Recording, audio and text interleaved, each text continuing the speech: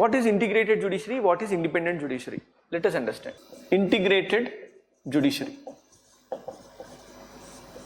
Integrated means, because I told you already one important factor.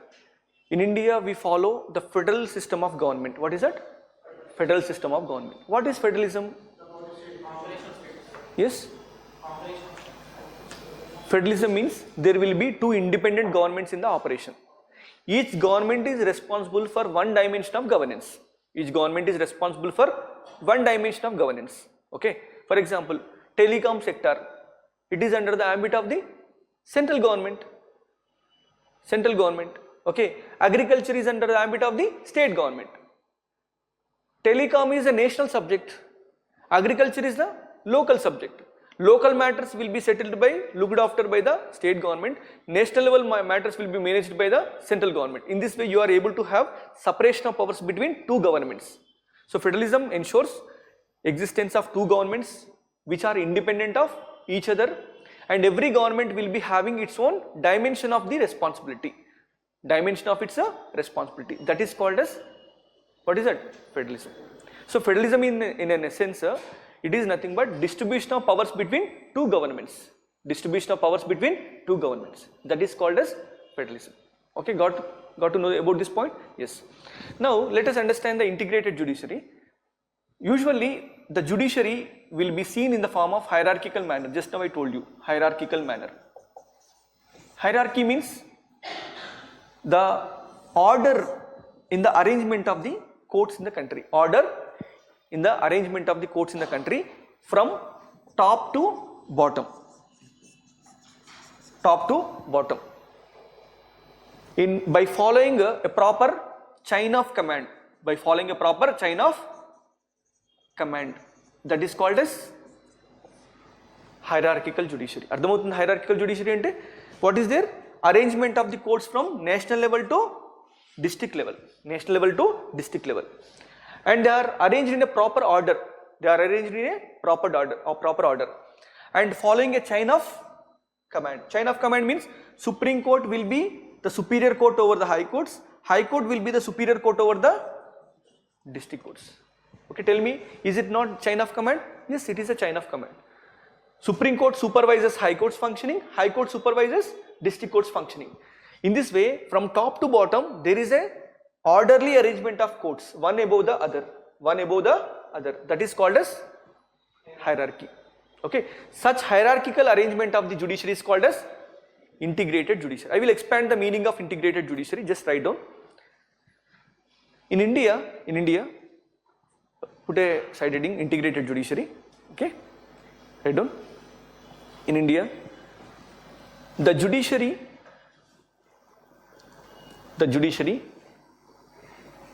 is organized. The judiciary is organized in a hierarchical manner. The judiciary is organized in a hierarchical manner. Okay, which means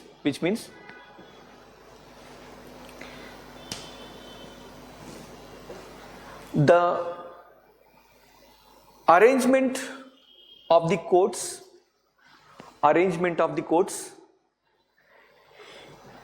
in such a way that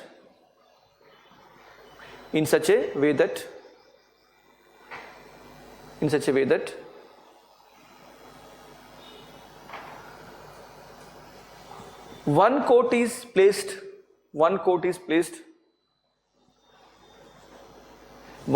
placed above the other. One court is placed above the other. One court is placed above the other to follow a chain of command. To follow a chain of command. To follow a chain of command. Okay. Hence, next line. Hence, Supreme Court is the highest court of the country. Supreme Court is the highest court of the country, followed by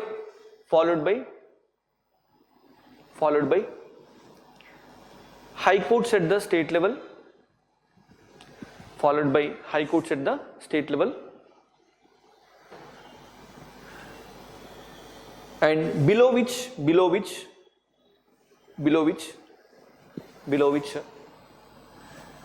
district courts are placed. Below which district courts are placed. Below which district courts are placed. Did you understand this concept? This is what? Hierarchical arrangement. Okay, right. Okay. Next line. Other features of integration. Next line. Other features of integration. Other features of integration can be seen in the judiciary. Other features of integration can be seen in the judiciary in the following manner. Other features of integration can be seen in the judiciary in the following manner. Okay? In the following manner. Right? Suppose if you just take the example of United States of America, USA. Okay? Which is a textbook example for the federalism. Which is a textbook example. Okay? When I say it is a textbook example, what does it mean, you know? There is a clear separation of powers between the central government and the state governments. Central government will have its own institutions and state government will also be having its own institutions. Central government has its own judiciary, state government will also be having its own judiciary. Are you able to understand? Clear separation of powers between central and states. Clear division of powers between central and states. Within the powers you can see the division. With respect to institutions also you can see the separation between the federal government and state government. But in India, despite we have two different governments at two different levels, despite we observe the federation, we observe the federal features, still you can't separate the judiciary on the lines of the central government and the state government.